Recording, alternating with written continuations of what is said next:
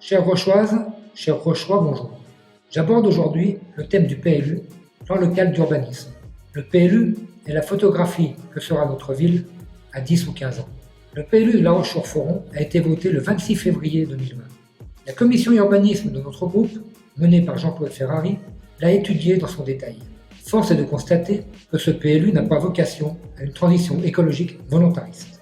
Pour ne parler que de l'habitat, 1268 logements sont prévus pour les 10 à 15 ans à venir.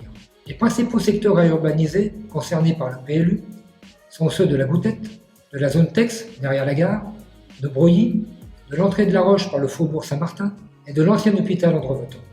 Si la densification par le secteur de la Goutette nous semble rationnelle, il n'en est pas de même pour l'ensemble des autres secteurs. La zone Tex.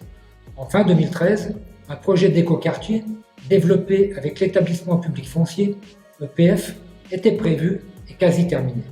Ce projet, en lien avec le développement du CEVA, devait recevoir une subvention du Conseil régional de 800 000 € pour l'acquisition du foncier. Dès son élection en 2014, la nouvelle municipalité abandonnait le projet et laissait filer ses 800 000 €. Aujourd'hui, sur ce site, rien n'est prévu. Monsieur Maure abandonne 7,5 hectares à la promotion pour 585 logements sans aucun plan d'aménagement. Broglie. Le quartier résidentiel de Broglie est à ce jour hyper densifié. Monsieur Maure, dans ce secteur de Broglie, prévoit 95 logements sans y intégrer la vente récente de la propriété Colombu pour environ 10 villas. Il faut bloquer la construction dans ce secteur et laisser cette zone en urbanisation future, tant qu'une déviation ne sera pas en place par le haut pour accéder à la gare.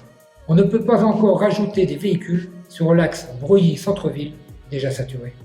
Le PLU prévoit un viaduc de 200 mètres de long sur 30 mètres de haut.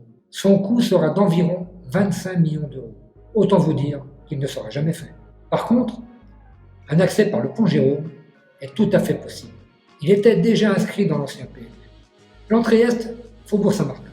Il s'agit de la scierie Pernolais et de l'horticulture des Violes. Ce secteur est destiné à recevoir 112 logements, alors que le parc des sports, qui se trouve en face, manque de parking et qu'il serait utile d'avoir du foncier pour un établissement culturel à 2 pas du parc du château et du centre-ville. Monsieur Maure n'a pas préempté lors de la vente de la propriété Pernolais. Il a même vendu au promoteur pressenti la Maison Sage, jouxtant la propriété à l'entrée du chemin de l'Échelle. Je terminerai aujourd'hui en disant que notre équipe est intervenue sur 18 points auprès du commissaire enquêteur, dont l'abandon de 22 hectares d'espaces boisés classés le long de nos cours d'eau.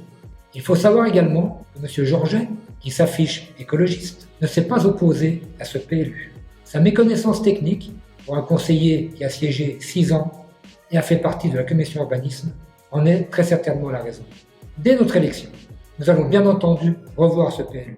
Demain, je vous parlerai des espaces réservés, de la pollution, de la circulation, du déplacement d'eau, des zones à sécuriser, du centre-ville, des espaces naturels et boisés. Je vous remercie. À demain.